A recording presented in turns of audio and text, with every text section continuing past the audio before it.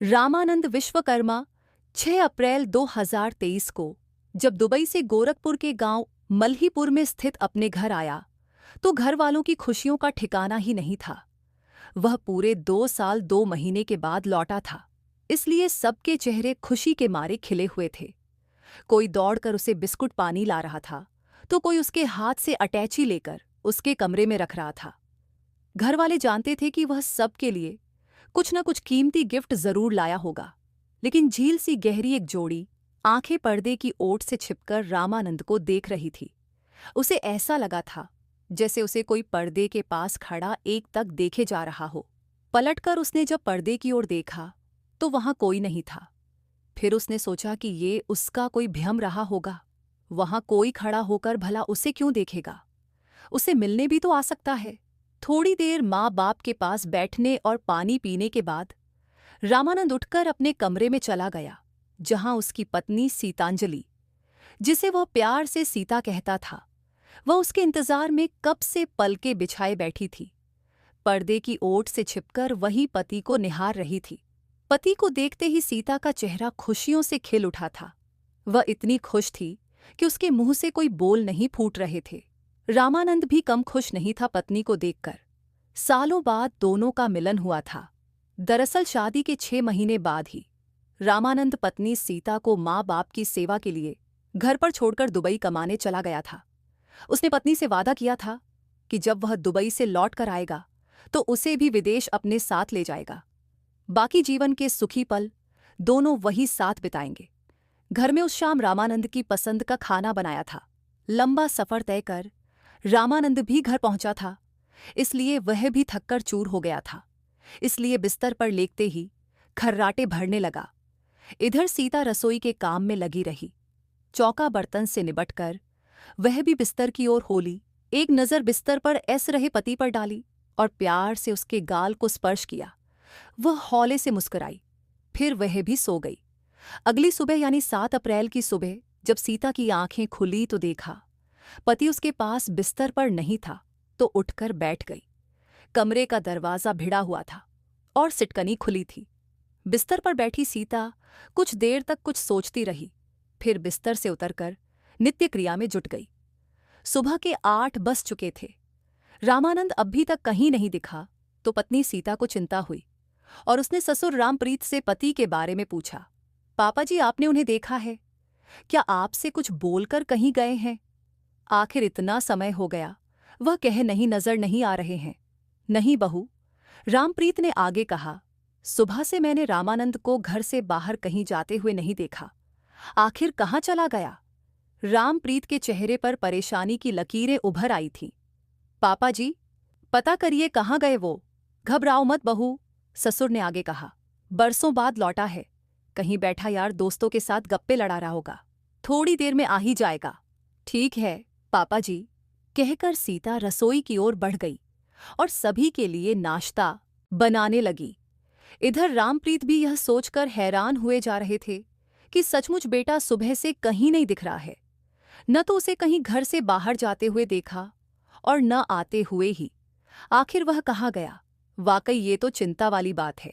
इतना सोचकर रामप्रीत का मन घर पर नहीं लगा और वह पत्नी से बताकर बेटे को ढूंढने गांव में निकल गए।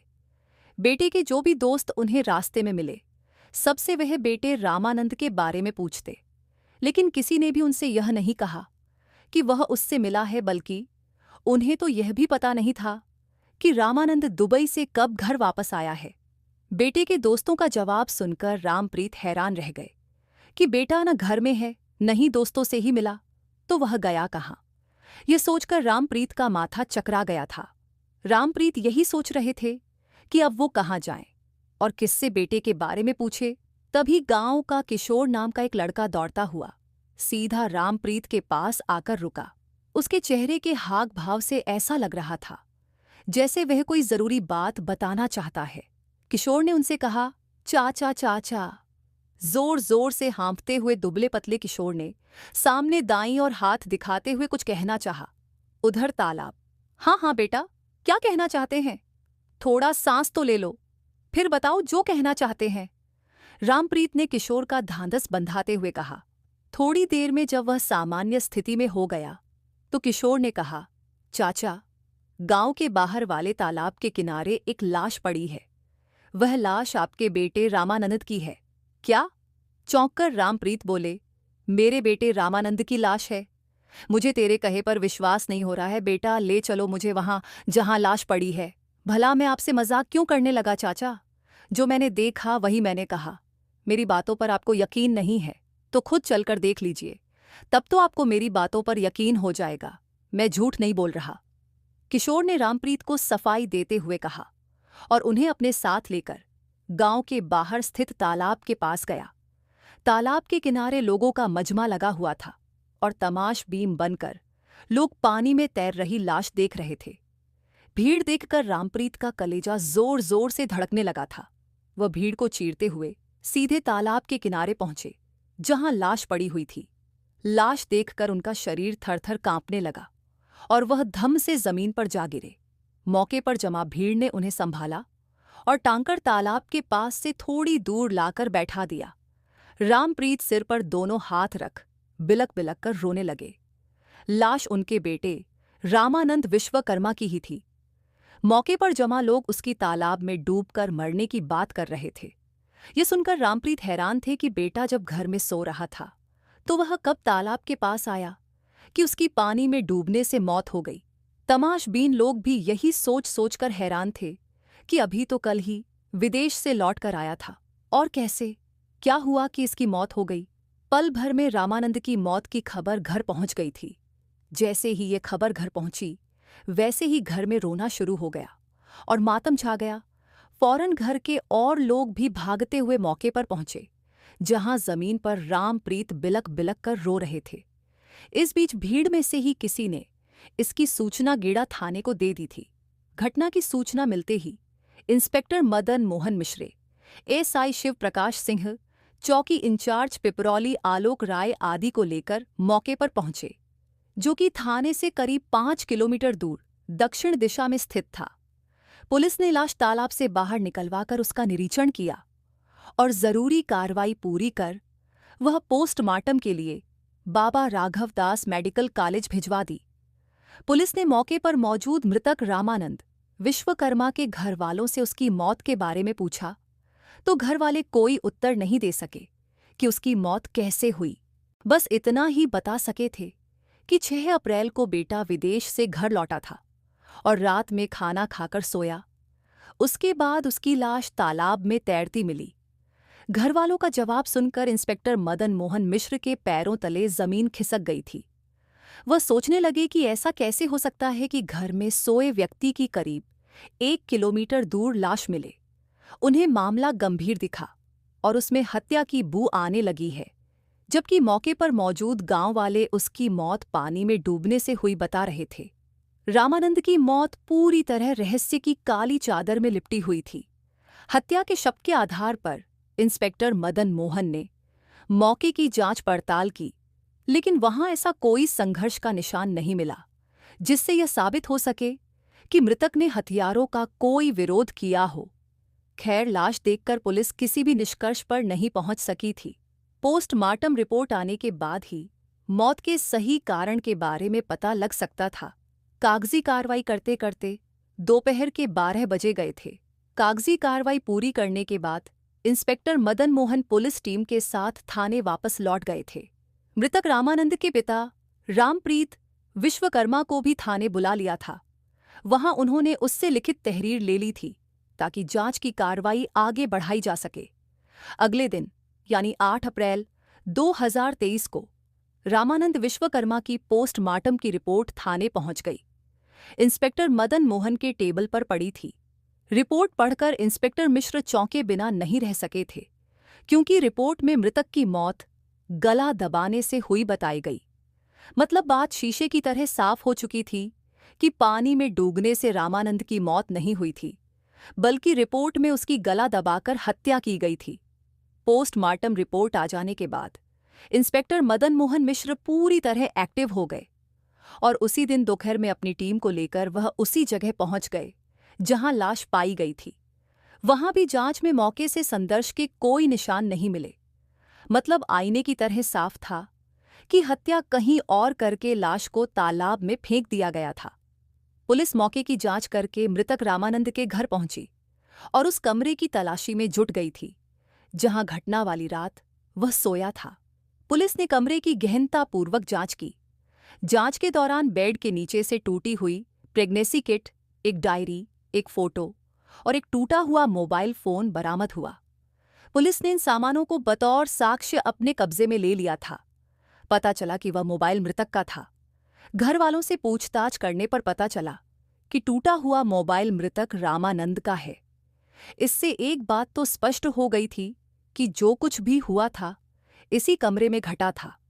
पुलिस के शक के घेरे में मृतक की पत्नी सीताजली आ गई थी, क्योंकि उसका बयान बार बार बदलता जा रहा था। लेकिन पुलिस ने फिलहाल जानबूझकर उसकी ओर से अपना ध्यान हटा लिया था, ताकि वह कोई ऐसी वैसी हरकत करे और पुलिस की शिकंजे में फंस जाए। कमरे की तलाशी लेने के बाद पुलिस रामप्रीत से उनकी बहू सीताजली और खुद रामप्रीत का सेलफोन नंबर लेकर वापस थाने लौट गई। फिर सीताजली के मोबाइल फोन नंबर की 1 महीने की कॉल डिटेल्स निकलवाई। कॉल डिटेल्स देखकर इंस्पेक्टर मदन मोहन उछल पड़े।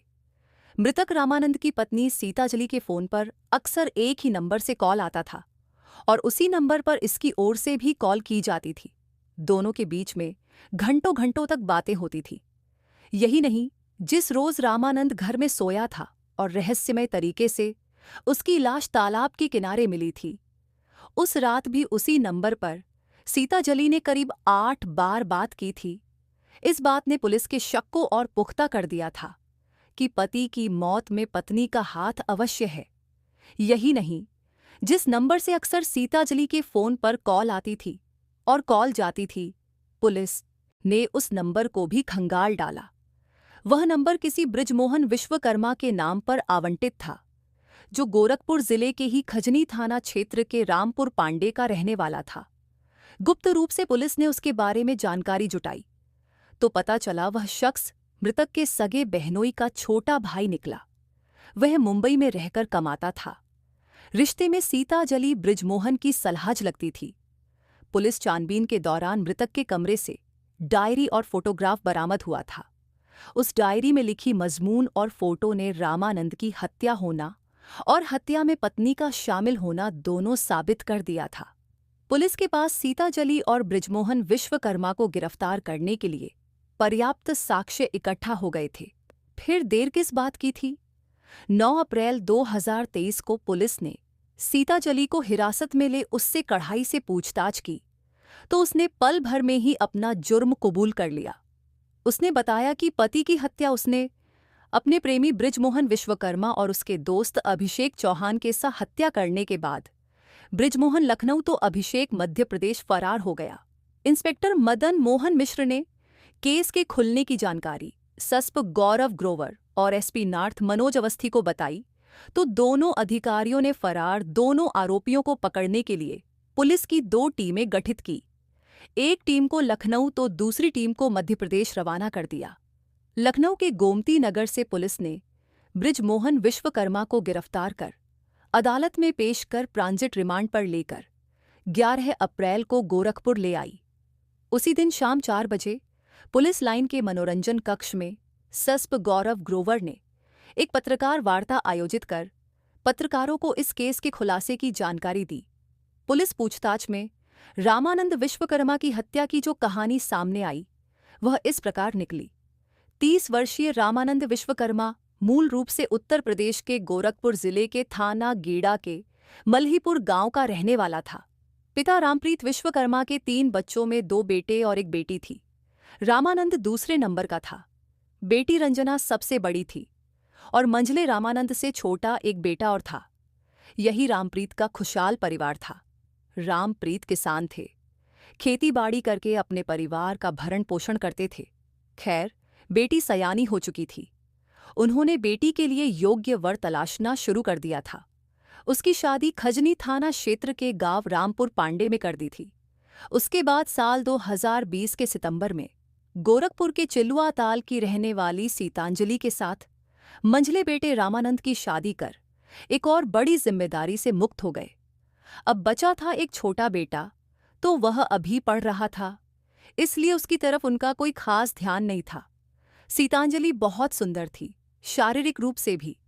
उसे पत्नी के रूप में पाकर रामानंद बहुत खुश था, क्योंकि उसने जैसे जीवन साथी का सपना देखा था, सीतांजलि उसके सपनों पर खरी उतरी थी।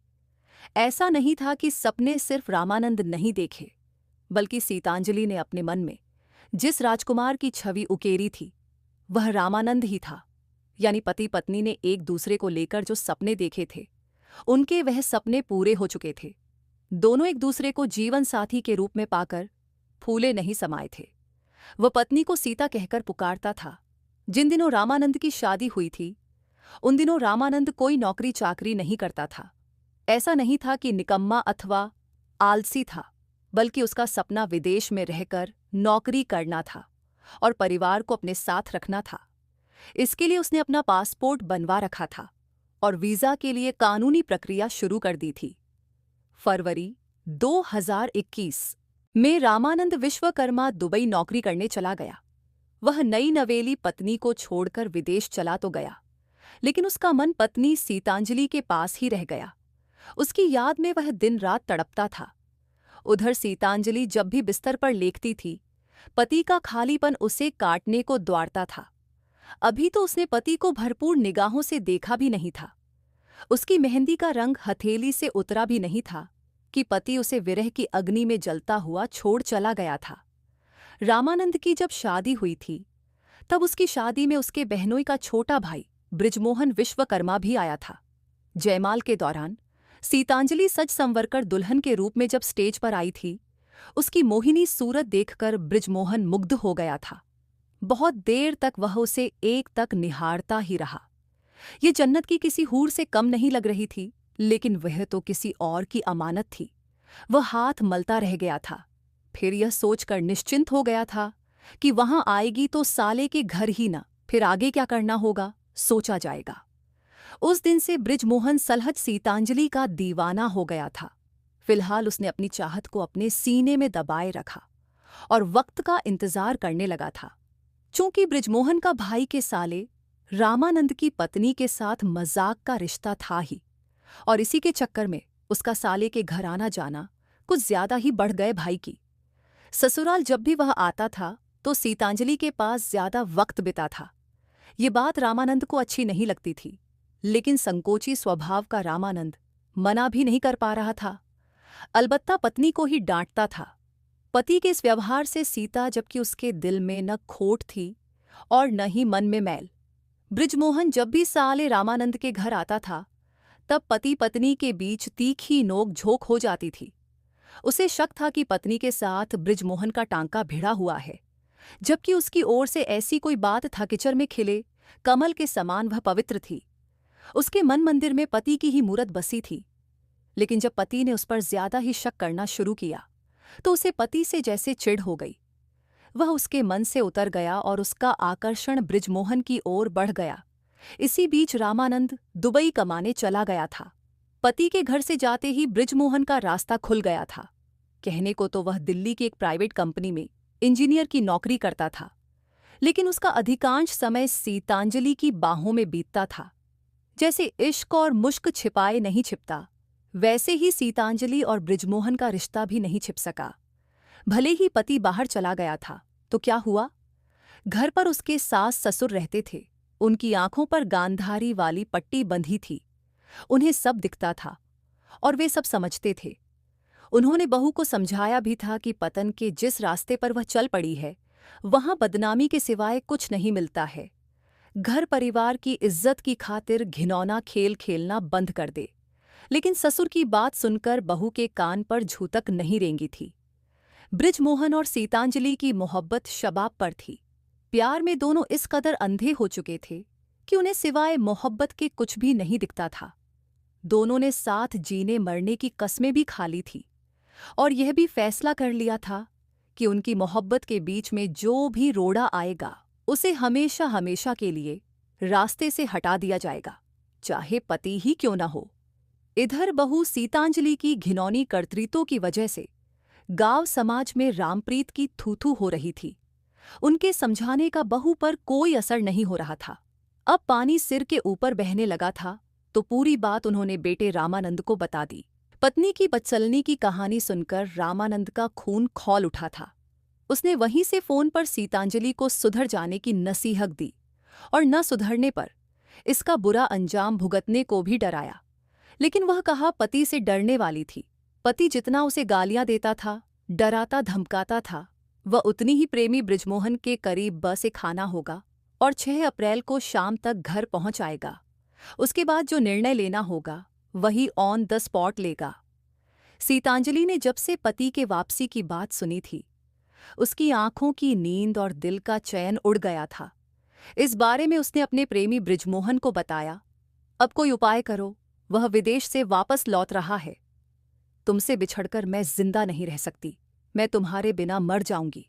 बड़े मर्द बनते हो ना, मुझे यहां से उड़ा ले चलो, नहीं तो हमारे प्यार के रास्ते के कांटे को हमेशा के लिए उखाड़ फेंको। उस दिन के बाद से दोनों मिलकर रामानंद की हत्या की योजना बनाते रहे। इस योजना में बृजमोहन ने अपने बचपन के दोस्त अभिषेक चौहान को शामिल कर लिया था। वह उसी के गांव का रहने वाला था और मध्य प्रदेश में जॉब करता था। बृजमोहन और अभिषेक के बीच में गहरी दोस्ती थी और दोनों ही हम प्याला हम निवाला थे। दोनों एक साथ बचपन की गलियों में खेले और बड़े हुए, साथ साथ पढ़े और शरारतें भी साथ साथ की। इसलिए जब बृजमोहन ने अपने प्यार का वास्ता देकर प्रेमिका के पति को रास्ते से हटाने की बात कही थी, तो वह मना नहीं कर सका और उसकी खतरनाक योजना में शामिल होकर सच्ची दोस्ती निभाने का वादा किया। 6 अप्रैल 2023 की सुबह रामानंद फ्लाइट से लखनऊ पहुंचा और पत्नी को बता दिया कि वह लखनऊ पहुंच गया है और वहां से प्राइवेट बस से गोरखपुर पहुंच जाएगा।